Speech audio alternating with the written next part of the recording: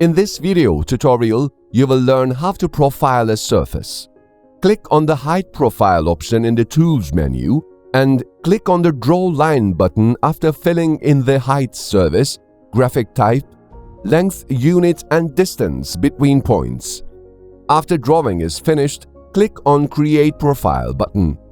The surface profile is plotted under the Line Profiling panel.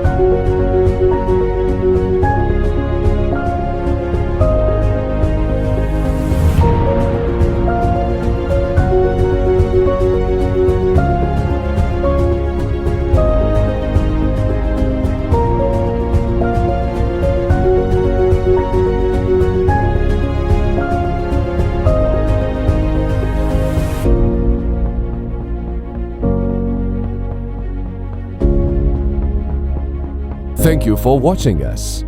Don't forget to follow us to be updated for recent developments. You may continue to next tutorial video.